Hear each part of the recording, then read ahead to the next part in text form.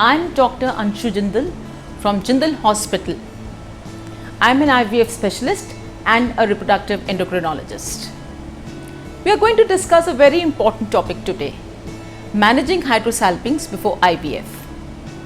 We all know that unilateral or bilateral hydrosalpinx needs to be tackled before IVF because it decreases the clinical pregnancy rate by almost 50%. It not only reduces the implantation rate, but it also leads to early pregnancy losses. There have been a lot of methods of dealing with these hydrosalpinx. You can do a laparoscopic salpingectomy or salpingostomy, or you can delink the hydrosalpinx from the uterine cavity. These procedures are said to improve the odds of having a clinical pregnancy rates by IVF. Though salpingectomy has the advantage that you are removing the chronically inflamed tissue, making your ovum pickup easier, but there have been reports of it decreasing the ovarian reserves. So we have Dr. Fessy today to help us unravel and tell us his secrets of dealing with hydrosalpinx before an IVF procedure. Dr. Fessy is a good friend. He has held many positions. He is an associate professor at AIMS Kochi. He has been the Fessy Vice President elect. He has been an executive member of National SR. He has been the Vice President of Kerala Federation of Obs and Gynae in 2019. He has been the Secretary of the Kerala Chapter of SR as well as the Vice President of Kerala Chapter of IAGA. So let's hear from Dr. Fessy his 5 secrets of managing hydrosalpinx before IVF. I am Dr. Fessy. I will be talking to you today about the 5 secrets of hydrosalpinx. So secret number 1 is that hydrosalpinx we have to diagnose properly. That means in the ultrasound, especially transvaginal ultrasound, if you are seeing hydrosalpinx, that means it is ultrasound detectable hydrosalpinx, that is really significant. Then we have to tackle that hydrosalpinx. Either we have to confirm by doing the laparoscopy.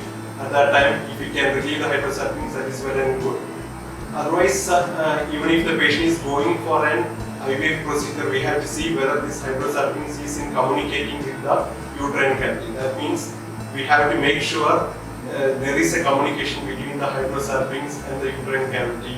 That means ultrasound detectable hydrosalpinx is communicating with the uterine cavity. This we can do easily by doing the saline sonosalpingography. The saline sonosalpingography, we are pushing saline into the uterine cavity, and if it goes through the tubes and it is communicating with the hydrosalpinx, definitely this hydrosalpinx fluid can come into the uterine cavity and affect the implantation. Either embryos will be washed out, or it will affect the growth of the embryo in the uterine cavity, because hydrosalpinx fluid is usually infected fluid.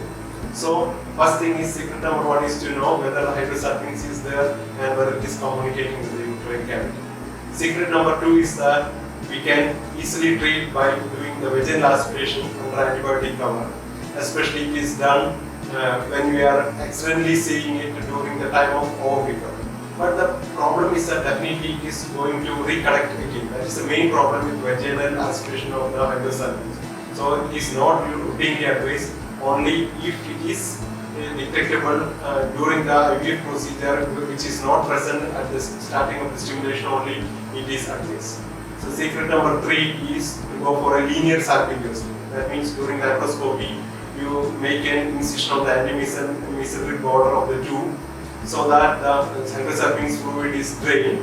And but this also has got a problem that you will affect the tubal function, and it can lead to ectopic pregnancy. So it is also routinely advised in the patients with hydrosalpinx if they are infertile. The secret number 4 is to go for a salpingectomy, that is removal of the tube by doing the with the bipolar pottery or with the harmonic scalpel. And especially this must be very careful so that we will not damage too much of the vascularity of the ovary as far as possible. That is the main thing which we have to be careful in going for a salpingectomy in the patients with hydrosalpinx.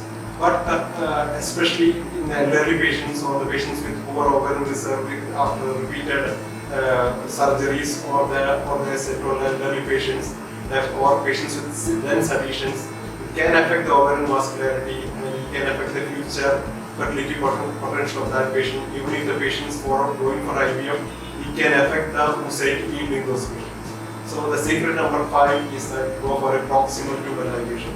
With a bipolar or a harmonic scalpel, we coagulate the proximal part of the tube, thereby disconnecting the hydrosalpinx from the uterine cavity.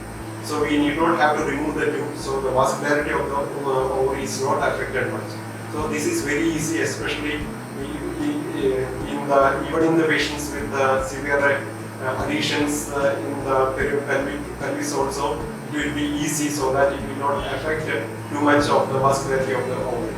So what I do in my practice to go for a combination of a proximal tubal ligation and also go for a linear salpingostomy. So in addition to the proximal tubal ligation, I go for a linear salpingostomy if it is a large hydrosalpinx. Even so, the advantage is that if we are going for IVF, then we go for an ovum pickup. Usually, if the ovum pickup needle goes through the hydrosalpinx fluid, that hydrosalpinx fluid which is infected can get infected into the oocyte what we are collected, and it will affect the oocyte quality. So the hydrosalpinx is done a linear salpingostomy and go for proximal tubal ligation.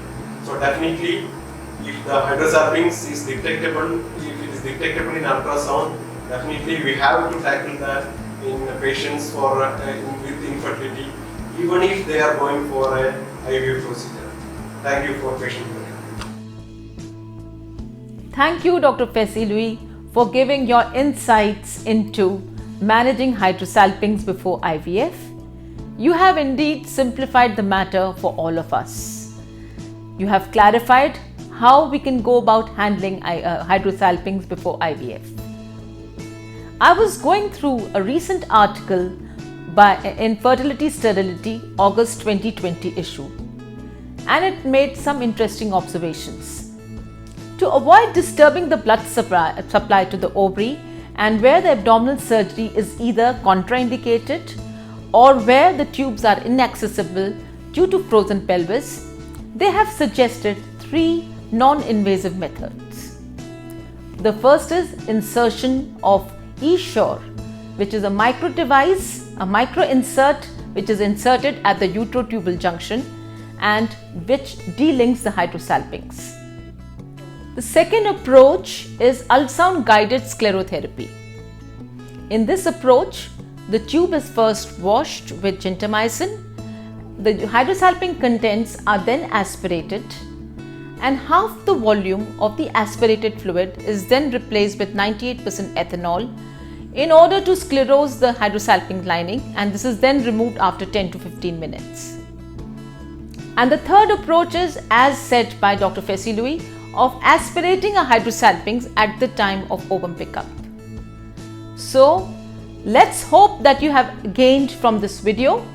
If you like this video, please click on the like button and subscribe to our channel Global ART Forum so that we can bring you more such videos in the future.